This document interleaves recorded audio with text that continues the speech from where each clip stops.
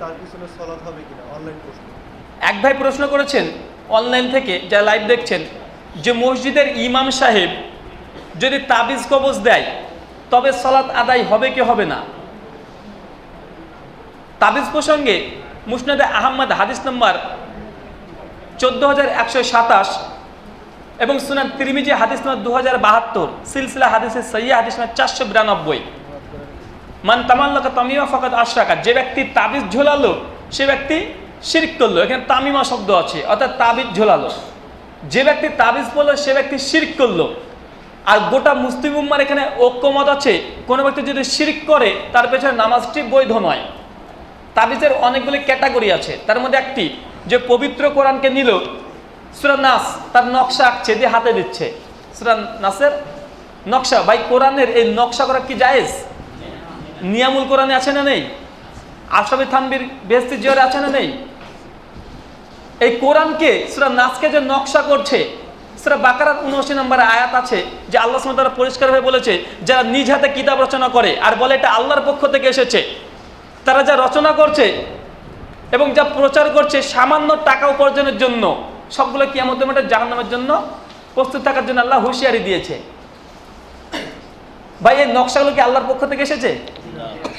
এই কোরআনকে এটা বিকৃত হচ্ছে কি হচ্ছে না? এটা বিকৃত হচ্ছে। আর তার জন্য কি করছে? উপার্জন করছে। দেখেন এই আয়াতের সঙ্গে 100% মিল। তাই এটা কোনোভাবে ইসলামে জায়েজ নয়। আর যারা তাবিজ পরে বা তাবিজ দিচ্ছে তার পেছনে সালাতটি বৈধ নয়। আপনাকে একটা উদাহরণ দিই ভাই, বুঝতে পারবেন। ডাক্তারের কাছে গিয়েছেন, জ্বর হয়েছে, আপনাকে ক্যালপল একটা ওষুধ দিয়েছে। এই ওষুধটি আপনি যদি হাতে বেঁধে রাখেন আপনার রোগ ভালো হবে? কি করতে হবে? খেতে হবে।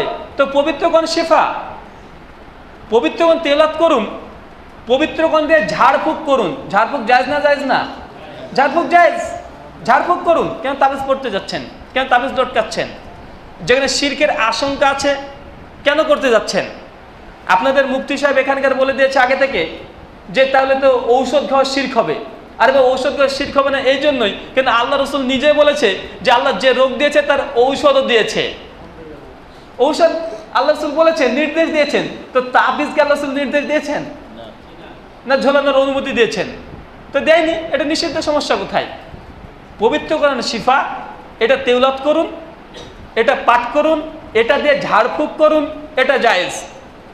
তবে পবিত্র কোরআনকে বিকৃত করে লিখে আপনি বাথরুমে যাচ্ছেন, পায়খানা যাচ্ছেন, এটা হতে পারে? নাপাক জায়গাতে যাচ্ছেন, এটা হতে পারে? এটা কোনোভাবেই হবে না। আর কুফরি কালাম দিয়ে যদি করেন সেটা শিরকের পর্যায়ে চলে যাবে। সেটা কুফরি কালাম দিয়ে যদি করেন, অনেকে হিন্দু ভাইরা তারা তাবিজ দেয় কি দেয় না? ভাই তাদের তাবিজে কাজ হয় কি হয় না? তো তার থেকে কি বলবেন? অনেকে বলে তাবিজ পড়বে শিখ হবে, তো তাবিজে কাজ হয় না মানে? তাবিজ থেকে কাজ তো হয়। তো ভাই হিন্দু ভাইরা তাবিজ দেয়, দুর্গা লক্ষ্মী কালী সরস্বতীর নাম লিখে দেয়, কাজ হয় কি হয় না? আর জিবরাইল মিকাইলের নাম লেখে, অনেক কিছু লিখে কালী সাধনা করে তাবিজ করার জন্য, নরবলি দেয় এইসব আধ্যাত্মিক শক্তি হাসিলের জন্য। মূলত তারা জিনকে বশ করে এইসব কার্যকলাপগুলো করে। তাই ইসলামের দৃষ্টিকোণ থেকে তাবিজ ঝোলানো এটা জায়েজ নয়, এটা না জায়েজ, এটা শিরকের পর্যায়ে।